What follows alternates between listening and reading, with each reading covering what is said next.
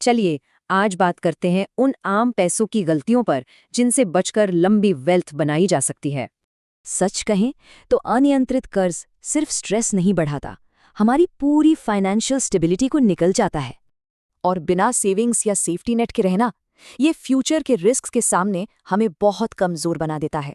ये सारे शानदार इंसाइट्स AMFI रजिस्टर्ड MFD किशोर नरेवाड़ी जी से मिले हैं।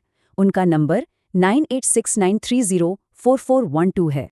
फेज 1 फाइनेंशियल जर्नी की असली शुरुआत डेली खर्चों और कैश फ्लो को सही से मैनेज करने से होती है।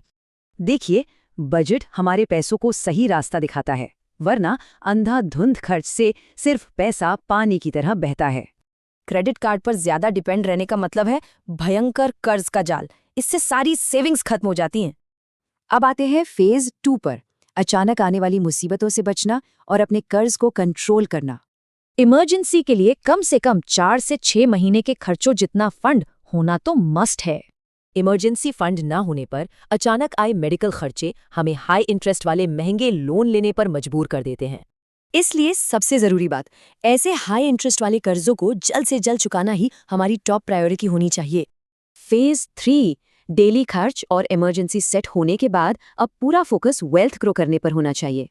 इन्वेस्ट करने में देरी की तो समझ लीजिए कंपाउंड इंटरेस्ट की मैजिकल पावर का फायदा हाथ से निकल गया। इनकम बढ़ते ही खर्चे बढ़ाने की आदत यानी लाइफस्टाइल इन्फ्लेशन, ये वेल्थ क्रिएशन का सबसे बड़ा दुश्मन है। मार्केट के शोर या डर में आकर इमोशनल इन्वेस्टिंग करना, सच मानिए, इससे हमेशा बहुत खराब रिटर्न ही मिलते हैं। टैक्स रूल्स और छूट को इग्नोर करना भारी पड़ता है। इसका सीधा मतलब है सेविंग के बेहतरीन मौके गंवाना। फाइनल फेज, चलिए समझते हैं कि ये सब मिलकर एक मजबूत फाइनेंशियल सिक्योरिटी और शानदार लीगेसी कैसे बनाते हैं। सही इंश्योरेंस कवर ना होना, ये किसी भी बड़ी इमरजेंसी में पूरी तरह से फाइनेंशियल तबाही ला सकता है। और हाँ, वसीयत ना होना अपनों के लिए बहुत बड़ा स्ट्रेस लाता है और संपत्ति का बंटवारा बिगाड़ देता है।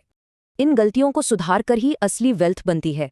तो सोचिए, क्या ऐसी गलतियां सच्ची आर्थिक आज़ादी रोक रही हैं?